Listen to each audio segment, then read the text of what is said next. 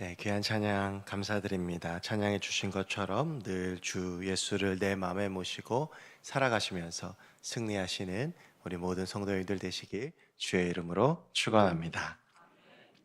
저는 서울에서 태어나서 서울에서 쭉 자란 서울 토박입니다. 군생활 7년도 서울 근처에서 하거나 서울에서 했기 때문에 지방에서 사는 경험을 해본 적이 없었습니다.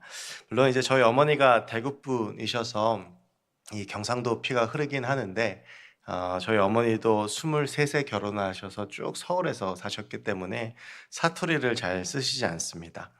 그랬던 제가 이제 2009년에 마산 출신인 아내를 만나서 지금 15년째 살고 있습니다.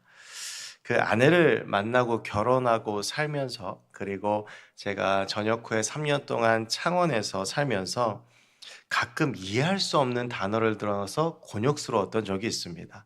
예를 들면 신혼 때에 밥을 먹다가 아내가 쪽자를 가져오라고 하는데 도무지 쪽자가 뭔지 몰라서 주방에서 한참 방황했던 기억이 있습니다.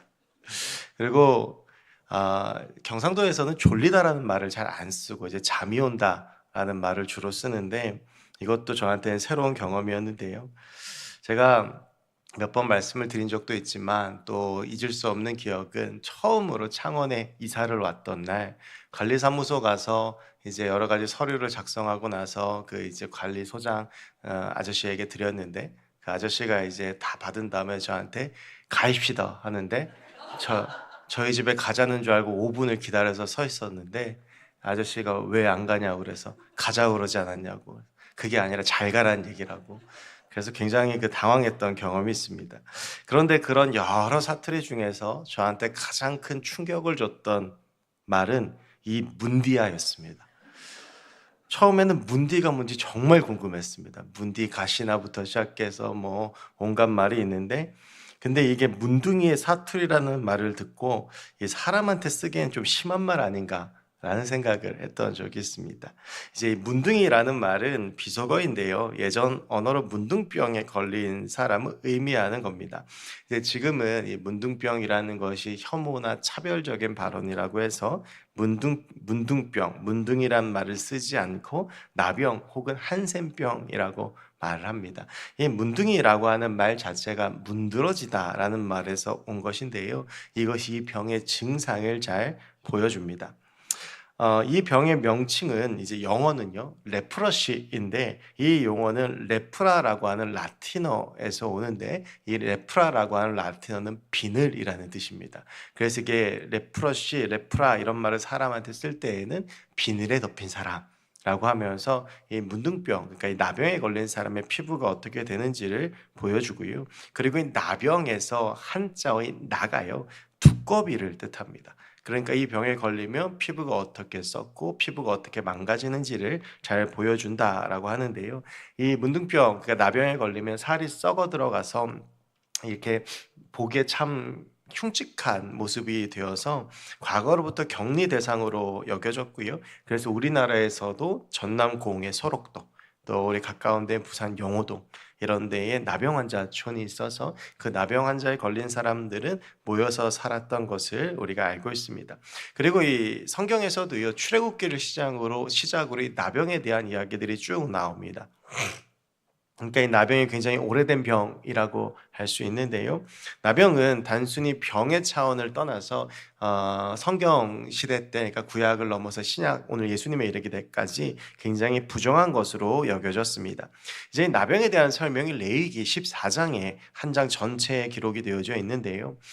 재미있는 것은 나병은 분명히 병인데, 이 나병이 들면 제사장에게 데리고 가서 제사장이 나병인 것을 판정하고, 그리고 혹시라도 이 나병이 나으면 그 나병이 나았다는 판정 역시도 제사장이 할 수 있었다라고 하는 것입니다.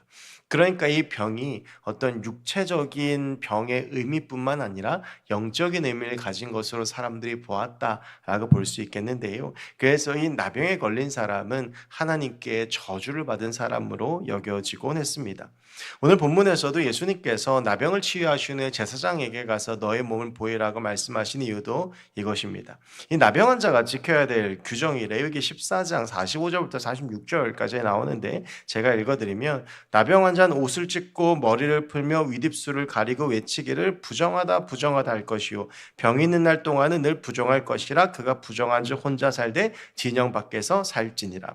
이 짧은 말씀에 부정하다라고 하는 말이 4번이 반복이 됩니다. 이것은 나병에 대한 그 당시의 사람들의 인식과 나병 환자들이 가졌을 마음에 대한 것을 볼 수가 있겠는데요. 사람들이 가까이 오면 난 나병 환자이기 때문에 부정하다 부정하다를 외치면서 내가 나병 환자인 것을 알려야 했고, 그리고 병 있는 동안에는 부정해서 진영 밖에, 마을 밖에서 격리돼서 살아야 했습니다. 그리고 이 나병 환자에 대한 규정은 예수님 때에도 똑같이 적용이 되었습니다. 오늘 예수님께서는 그렇게 격리되어서 어울려 살고 있던 10명의 나병 환자들을 만나시고 그들을 고쳐주십니다. 오늘 예수님께서 성경에서도 그렇고 사람들도 그렇고 부정하다라고 여겼던 나병 환자를 고치신 오늘 본문을 통해서 3가지 은혜를 좀 나누어 보려고 합니다. 첫 번째는요, 예수님께 간구하면 기적이 일어난다라고 하는 것입니다. 여러분, 간구라고 하는 말은 말 그대로 간절히 구한다라고 하는 뜻입니다. 현재는요, 나병 환자를 찾기가 참 어렵습니다. 이 나병이라고 하는 병이 이제 초기에 발견을 하면 아주 쉽게 약물로 고칠 수 있는 병인데요. 불과 몇십 년 전만 해도 불치병으로 여겨졌습니다. 그러니까 설옥도에서 이 나병 환자들이 모여서 살았고요. 6.25 때 순교했던 손양원 목사님은 부산에서, 그리고 여수에 있는 애양원에서 이 나병 환자를 섬기는데 평생을 다하셨습니다. 여러분, 이게 불과 몇십 년 전까지만 해도 불치병이었다고 한다면 예수님 당시 2000년 전에는 어떠했겠습니까? 이 병은 도무지 치유할 수 없는 병이었습니다. 이 나병이 의미하는 것은 인간이 해결할 수 없는 불가능한 문제를 이야기합니다. 오늘 예수님께서는 사마리아 갈릴리 그 경계를 지나가시다가 한 마을에 들어가시는데, 그 마을에서 10명의 나병 환자를 만나십니다. 아마 그들은 이 사마리아와 갈릴리 사이, 갈릴리와 사마리아 사이라고 하면 어떤 마을에도 들어가지 못하고 그 경계에 쫓겨나와서 거기에서 나병 환자 촌을 이루어 살고 있던 그 환자들이었을 것입니다. 그들의 상황을 잘 보여주는 것이 12절인데요. 한 마을에 들어가신 나병 환자 10명이 예수를 만나 멀리 서서 그 경계에 있는 마을에 들어가시고자 하는데, 거기에서 나병 환자 10명이서 예수님 앞에 오지도 못하고 멀리 서 있습니다. 이들의 마음 같아서는 예수님께 달려오고, 아마 이들도 예수님의 소식을 들었겠죠. 예수님께서 병든 사람을 고치신다. 그리고 예수님께서 오늘 본문 전에도 나병 환자를 고치셨거든요. 그러니까 나병 환자를 고치셨다라고 한 이 소문이 나니까 나병 환자들의 마음속에는 어떠한 마음이 들겠습니까? 다른 사람의 나병을 고치셨으면 내 병도 고칠 수 있겠다, 이런 생각을 가지고 있는데, 그 예수님께서 내가 계시는 곳으로 오고 있다라고 하니 얼마나 가서 만나고 싶었겠습니까? 그런데 그 당시에 예수님에게는요, 따르는 무리들이 많이 있었고, 그리고 그들 중에는 예수님을 좋아하는 사람들 뿐만 아니라 예수님을 죽이려고 하는 바리새인들과 사두개인들, 서기관들이 있었습니다. 율법에 전통한 그들이 이 문둥병자들이 가까이 오는 것을 보면 그냥 두고 볼 리가 없죠. 그러니까 이런 모든 것들이 무서워 이들은 예수님 앞에 가까이 오지 못하고 멀리에서 우리를 불쌍히 여겨 달라고 외치고 있습니다. 여러분, 이렇게 예수님께 간구하고 외치는 이 나병 환자들의 마음이 어떠했겠습니까? 이 나병 환자들에게는 크게 보면 2가지의 고통이 있습니다. 하나는 육체적인 고통입니다. 여러분이 온몸이 썩어 들어간다라고 할 때에 그 모습을 생각만 해봐도 얼마나 고통스럽겠습니까? 그리고 나병이 많이 진행이 되면 통각 감각이 사라져서 이제 통증도 느끼지 못한다고 합니다. 그러니까 이 나병 환자들이 몸이 썩어가다가 손과 발가락이 떨어지는 것이요, 이게 통증이 없기 때문에 어디 부딪히면 그냥 방치하다가 뚝뚝뚝 떨어진다라고 그래요. 여러분, 그런 육체를 보는 그 마음이 어떻고, 그리고 몸이 썩어 들어가는 것을 느끼는 그 심적인 고통이나 그 육체적인 고통이 어떠하겠습니까? 이것이 그 병의 증상으로 인한 나병 환자들이 가지는 첫 번째 고통입니다. 2번째는요, 여러분, 이 병에 걸리면요, 이 나병이라고 하는 것은 모든 사회적인 단절을 의미합니다. 그러니까 나병에 걸리면 나와 관계했던 모든 삶의 자리를 떠나서 그 나병 환자들이 있는 곳으로 들어가 살아가야 합니다. 거기에는 내가 너무 사랑하는 가족들도 있겠죠. 말 그대로 가족들과 생리별해서 그 가족들과 떨어진 채로 살아가야 하는데, 언제 이 병이 나을지 모르고 마음속에 얼마나 그 가족들을 보고 싶은 마음들이 있었겠습니까? 제가 이런 묵상을 해봤습니다. 만약에 처음 이 병이 발진이 발견됐을 때 이 사람들의 마음과 심정이 어땠을까요?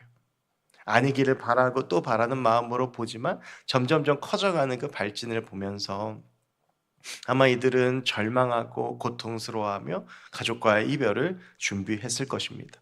얼마나 절망스러웠을지 가늠조차 되지 않습니다. 이런 상황 가운데 놓여 있는 나병 환자들이 오늘 예수님께 외친 말은 참 적절합니다. 우리를 불쌍히 여겨달라라고 하는 것입니다. 이들은 정말 불쌍합니다. 해결할 수 없는 문제에 얼마나 시달렸는지 알 수 없습니다. 예수님께 가까이 오지도 못하고 멀리에서 불쌍히 여겨달라고 외칠 뿐입니다. 그런데 이들의 이 간절한 기도, 그들의 마음을 아시는 주님께서 이 간구를 들으신 후에 이렇게 응답하십니다. 오늘 본문 14절의 말씀입니다. 우리 14절 말씀 함께 읽겠습니다. 보시고 이르시되 가서 제사장들에게 너희 몸을 보이라 하셨더니 그들이 가다가 깨끗함을 받은지라. 아멘. 예수님께서 제사장들에게 가라, 너희의 몸을 보이라고 하시는 것은 치유가 될 것이라고 선언하시는 것입니다. 왜냐하면 제가 아까 전에도 말씀드렸지만 이 나병의 판정을 할 수 있는 사람들이 제사장들이었기 때문입니다. 그리고 오늘 14절 말미에 나오듯이 그들은 제사장에게 가다가 깨끗함, 즉 치유를 얻습니다. 오늘 본문은 우리 가운데 분명히 이야기합니다. 우리의 삶 가운데 나병처럼 내 힘으로 해결할 수 없고 세상에 해결할 수 없는 문제가 있더라도 우리 주님께서는 그 문제를 해결해 주시는 분이라고 하는 것입니다. 여러분, 그래서 우리는 문제가 있을 때 하나님 앞에 나와서 하나님 앞에 간구해야 합니다. 여러분, 성경은요, 이렇게 하나님 앞에 나와서 간구한 자들에게 일어난 이야기들, 그 기적들을 담고 있는 책입니다. 우리 주님께서 마태복음 7장 7절과 8절에서 우리에게 분명히 이렇게 말씀하셨습니다. 구하라, 그러면 너희에게 주실 것이요. 찾으라, 그리하면 찾아낼 것이요. 문을 두드리라, 그리하면 너희에게 열릴 것이니. 구하는 이마다 받을 것이요, 찾는 이는 찾아낼 것이요, 두드리는 이에게는 열릴 것이니라. 아멘. 여러분, 우리 주님께서 이렇게 말씀하셨습니다. 구하면 주실 것이고 찾으면 찾을 수 있고 너희가 두드리면 열릴 것이라고 약속하셨는데, 그런데 그럼에도 불구하고 구하지 않고 찾지 않고 두드리지 않는 것이 얼마나 어리석은 행동입니까? 우리가 살아가다 보면 우리의 삶 가운데 여러 가지 문제들을 만납니다. 나병처럼 도저히 내 힘으로 손을 쓸 수 없는 문제를 만나는데, 그럴 때 그 문제가 해결되는 법에 대해서 성경은 일관되게 이야기합니다. 우리가 주님 앞에 나와서 주 앞에 구하면 우리 주님께서 우리의 간구와 기도를 들으시고 우리가 알지 못하는 크고 비밀한 일을 우리의 삶 가운데 베풀어 주실 것입니다. 오늘 이 자리에 나와 있지만, 예배드리고 있지만, 하나님 앞에 나왔지만 여전히 나의 삶의 자리를 생각해 보면 내 힘으로 해결할 수 없는 문제나 내가 어떻게 하지 못한 여러 가지 육신적인 문제, 가정의 문제, 자녀의 문제, 내 삶 가운데 여러 문제와 질병의 문제등 많은 문제들이 있습니다. 여러분, 그 문제들에 대해서 우리가 붙잡고 우리가 해결하려고 애를 쓰는 것이 아니라 하나님 앞에 나와서 주 앞에 간구하고 주 앞에 구하며 주의 음성에 귀를 기울이고 하나님의 역사를 기다리면 우리 주님께서 역사하셔서 우리의 삶 가운데 일하시고 우리의 삶 가운데 하나님의 기적이 나타나게 된다라고 하는 것입니다. 여러분, 그런데요, 오늘 이 말씀을 보면서 우리가 한 가지 잘 기억해야 할 것이 있습니다. 우리가 같이 읽은 14절의 말씀을 다시 보면 이렇게 되어 있습니다. 보시고 이르시되 가서 제사장들에게 너희 몸을 보이라 하셨더니 그들이 가다가 깨끗함을 받은지라. 여러분, 오늘 이 예수님께서요, 너희가 깨끗함을 받을 것이다 라고 해서 선포해서 이들의 몸이 깨끗해지고 자 이제 깨끗해졌지, 너희 그러니까 제사장에게 너희 몸을 보여서 나병이 나았다는 판정을 받아라 라고 말씀하신 것이 아닙니다. 이 간구를 들으시고 난 다음에 뭐라고 말씀하시냐면 너희의 몸을 제사장에 가서 보이라 라고 했을 때 이들이 그 말을 듣고 믿음으로 제사장에게 가니까 가다가 깨끗한 물 입었다라고 하는 것입니다. 여러분, 이 나병이 치유되지 않은 상태에서 그들이 거주하는 거주지를 떠나서 제사장에게 간다라고 하는 것은 이들에게 있어서 매우 위험한 행동입니다. 가다가 혹시라도 누가 이들이 나병 걸린 것을 알고 돌을 던지면 맞아 죽어야 합니다. 그렇게 해서 그런 여러 가지 위협을 다 이기고 제사장 앞에 갔는데 그 제사장 앞에서 내 병이 낫지 않았다라고 한다면 거기서 돌에 맞아 죽습니다. 목숨을 건 행동이라고 하는 것입니다. 그런데요, 이들은 자신들의 나병이 낫지 않았음에도 불구하고 예수님의 이 말씀에 순종해서 제사장에게 갑니다. 그리고 가다가 이들의 몸이 낫습니다. 여러분, 마치 이 말씀은요, 열왕기야 5장에 나오는 나하만 장군을 떠올리게 합니다. 나하만 장군이 온몸이 나병으로 뒤덮여서 죽게 되었을 때에 엘리사에게 갑니다. 엘리사가 요단강물에 가서 7번은 씻으라고 말하니 거기서 화가 났습니다. 코빼기도 비치지 않고 그래도 7개 군대 장관이 왔는데 이렇게 초라하게 대우하고 겨우 저 강물에 들어가서 씻으라고 하는 그 말에 너무 화가 났던 나하만이 그냥 돌아가려고 할 때에 그때 그 옆에 있는 사람들이 이야기하죠. 이것도 하지 못합니까?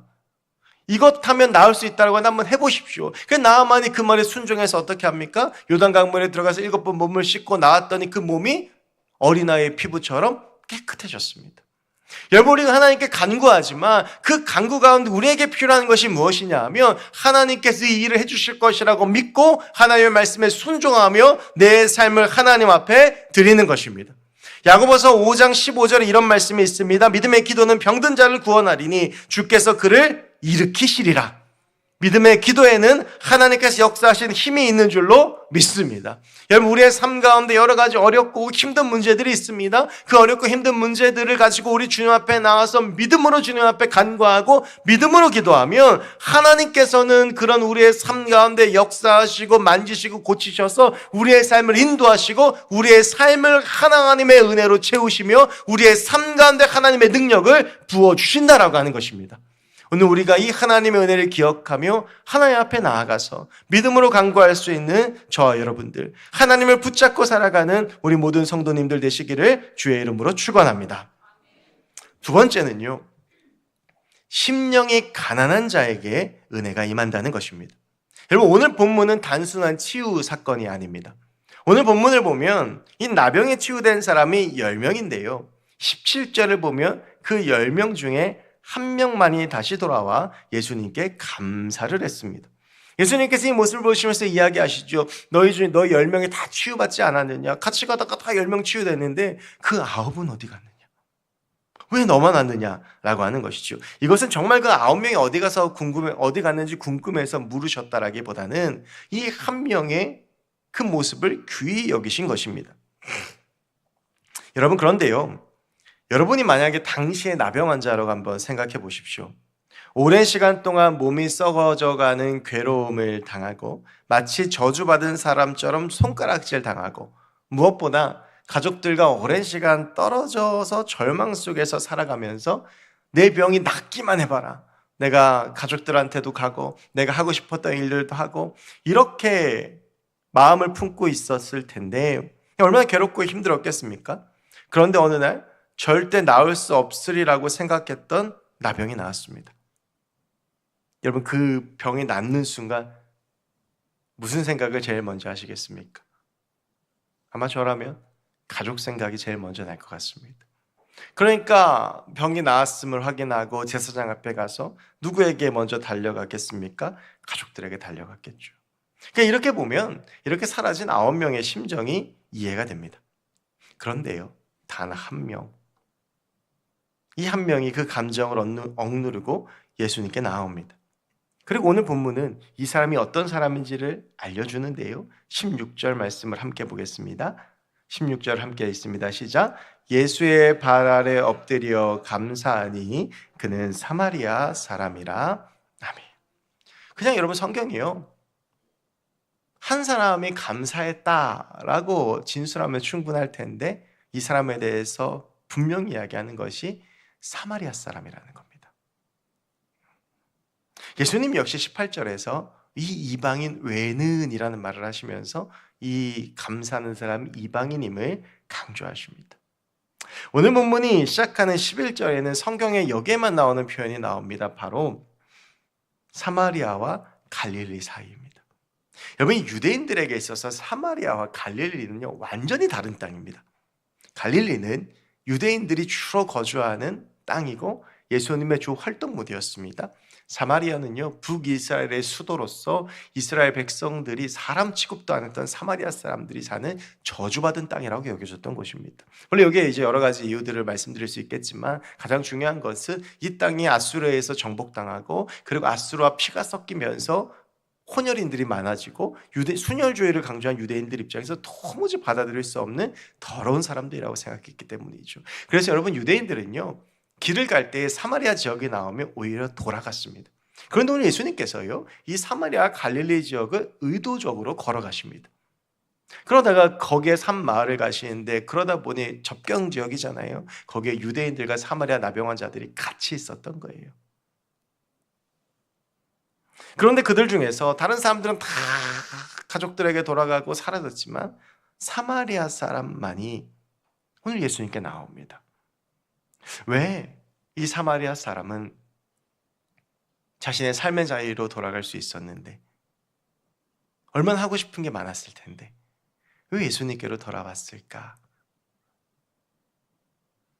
여러분, 제가 이 말씀을 묵상하다가 생각났던 구절이 하나 있습니다. 마태복음 5장 8절입니다. 심령이 가난한 자는 복이 있나니 천국이 그들의 것이며.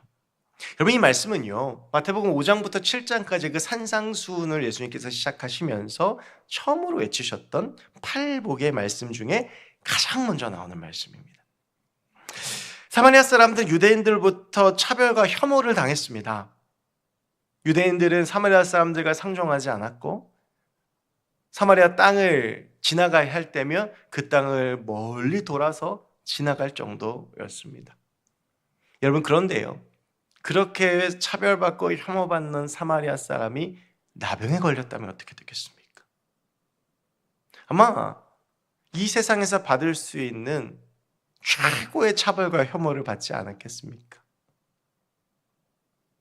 세상에서 가장 저주받은 존재,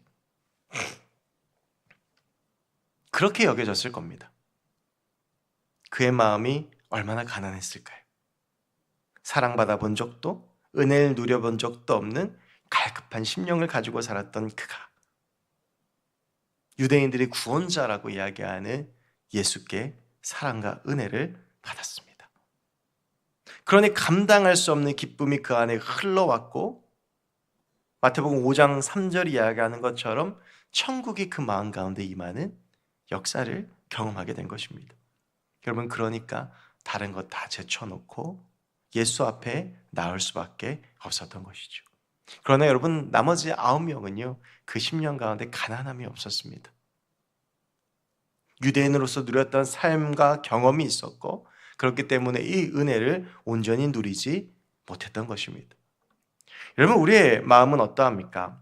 제가 말씀 중에도 자주 강조하는 말이 있습니다. 신앙생활 속에 가장 경계해야 되는 것은 익숙함입니다. 은혜가 익숙한 것이 되면 안 됩니다. 예배가 우리의 신앙생활이 익숙한 것이 되면 안 됩니다. 하나님께서 내게 주신 은혜가 익숙한 것이 되고 내가 누리는 것이 익숙한 것이 되면 안 됩니다. 여러분, 성경에 나오는 실패한 사람들의 패턴을 보면 그렇습니다. 처음에는 잘합니다. 사울왕도 처음에 잘했습니다. 여러분, 그런데요, 그 하나님의 은혜가 익숙함이 되어버리면 내게 있는 하나님의 은혜가 은혜인 줄을 모릅니다. 우리가 마치 지금도 이 공기에 둘러싸여 있지만 너무 익숙하기 때문에 이 공기가 정말 소중한 것이라는 것을 깨닫지 못하는 것처럼 말입니다. 우리가 자녀들을 키워볼 때 그런 경험하지 않습니까? 자녀들이 정말 간절히 원하는 것이 있습니다. 저희 아들이요, 지금 초등학교 3학년인데 최근에 이제 새 핸드폰을 사줬거든요. 그러니까 이전에는 핸드폰이 없다가, 그러니까 이제 자기 빼고는 가족들이 다 핸드폰이 있으니까 핸드폰만 있으면 된다고 그랬어요. 근데 이제 올 초에 그 딸이 핸드폰을 바꾸면서 딸이 오래 쓰던 핸드폰을 아들을 줬는데 애가 그것만으로 감사했습니다. 생겼으니까. 딱 일주일 지나니까 자기 핸드폰이 너무 꼬지다. 핸드폰을 바꿔달라. 그래서 시간 될 때마다 노래를 부르죠. 제가 오늘 말씀 묵상하면서 그 생각이 생각나니 그 모습이 생각났는데요. 없을 때에는 그냥 있는 것만으로도 감사한데 그게 또 생기면 더 많은 것들을 원하는 게 우리의 모습인데요. 은혜도 그렇습니다. 우리의 심령이 가난하고 우리가 갈급하고 우리가 하나님을 늘 구하면 우리가 늘 그 은혜를 구하는데 내 심령이 부유해지고 그리고 내 심령이 가난하지 못하고 갈급함이 사라지면 우리 마음 가운데 은혜도 사라지고 감사도 사라지고 사랑도 사라지는 겁니다. 오늘 이 사마리아 사람이 예수님 앞에 나올 수 있었던 것은 바로 그 심령이 가난했기 때문입니다. 예수님은 이 마음의 중요성을, 이 중심을 아셨기 때문에 산상수훈의 가장 처음에서 뭐라고 말씀하시냐면 심령이 가난한 자는 복이 있나니 천국이 그들의 것이며. 여러분, 심령이 가난하면 누릴 수 있는 복이 무엇입니까? 천국을 경험하는 거예요. 심령이 가난하고 갈급하고 하나님을 구하면 내 마음속에 늘 하나님의 천국이 임하는 겁니다. 감사가 있고요, 기쁨이 있고요, 사랑이 있고요, 은혜가 있는데 그 마음 가운데 어째 천국이 임하지 않을 수 있겠습니까? 여러분, 우리가 하나님 앞에 이 가난한 마음을 회복하기를 원합니다. 내게 주시는 그 은혜들 당연한 것으로 여기지 아니하고 늘 갈급하면서 하나님을 구하고 늘 하나님의 은혜를 구하고 늘 하나님의 사랑을 구하고 늘 하나님을 구하면 하나님께서 우리의 마음 가운데 늘 새로운 은혜와 새로운 능력과 새로운 사랑과 새로운 하나님의 역사들을 부어주실 줄로 믿습니다. 가난한 마음으로 하나님 앞에 나아가서 그 갈급함으로 나아가는 저와 여러분들 되기를 주의 이름으로 간절히 축원합니다. 마지막 세 번째는요, 믿음으로 참된 구원을 얻는다라고 하는 것입니다. 오늘 19절 말씀을 보면 우리 주님께서 마지막으로 이렇게 말씀하십니다. 그에게 이르시되 일어나 가라, 내 믿음이 너를 구원하였느니라 하시더라. 근데 여러분, 오늘 10명이 치유를 받았습니다. 그리고 오늘 예수님께서 19절에서 구원을 선포하십니다.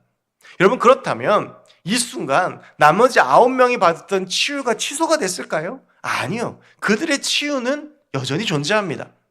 그런데 오늘 예수님께서는요, 그 은혜에 감사하면서 자기 앞에 나온 이 사람에게는 치유를 넘어서 무엇을 선포하시냐 하면 구원을 선포하십니다. 여러분, 우리가요, 살면서 하는 가장 잘못된 오해 중에 하나가 오늘 이 본문에서처럼 나오는 치유와 구원을 같이 생각한다라는 겁니다. 여러분, 치유라는 건 무엇입니까? 눈에 보이는 기적, 눈에 보이는 역사들입니다. 그런데 여러분, 그것들이 구원과 같지 않습니다. 오늘 이 9명은 치유를 받았지만 이들이 그 치유받는 순간 은혜 주신 예수 그리스도를 잊어버리면서 이들에게 임하지 못했던 것이 무엇입니까? 구원입니다. 그런데 이 한 사람은, 이 사마리아 사람은 내가 치유받는 순간 나를 치유해 주신 그 예수 그리스도를 기억하며 예수님 앞에 나와왔고, 그래서 오늘 주님께서는 그의 삶 가운데 구원을 선포하시는 것입니다. 여러분, 우리가요, 눈에 보이는 것들을 구원이라고 착각할 때가 있습니다. 물질이 많고 높은 데에 올라갔고 많은 것을 얻으면 그것이 구원이라고 생각하는데 그것이 구원이 아닌 것입니다. 구원의 문제는요, 우리의 영혼의 문제인 겁니다. 그러니까 내가 많은 것을 가졌다고 해서 구원받은 것이 아니라, 내가 많은 것을 누리고 있다고 해서 구원받은 것이 아니라, 내 영혼이 예수 그리스도 앞에 나아가고 예수님께서 주시는 기쁨이 있고 그 가운데에서 하나님을 만나는 경험이 있을 때 우리 가운데 바로 이 구원의 경험이 임하는 것입니다. 눈에 보이는 것들이 구원이라고 착각하지 마십시오.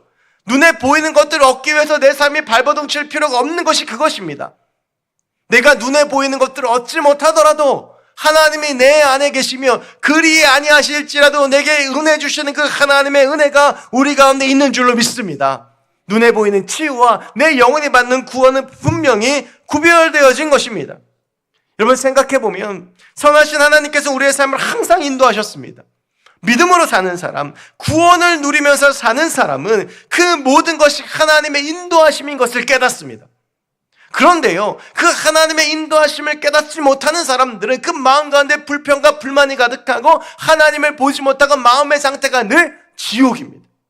여러분, 오늘 본문에 이어진 20절 말씀을 보면 이렇게 되어져 있습니다. 바리새인들이 하나님의 나라가 어느 때 임하니까 묻거늘 예수께서 대답하여 이르시되 하나님의 나라는 볼 수 있게 임하는 것이 아니요 또 여기 있다 저기 있다고도 못하리니 하나님의 나라는 너희 안에 있느니라. 천국이 우리 안에 있습니다, 여러분. 구원받은 사람에게는 천국이 마음 가운데 많은 역사가 일어나는 것입니다. 여러분, 오늘이 예수님 앞에 나왔던 감사했던 사마리아 사람 변화된 삶은 어땠을까요?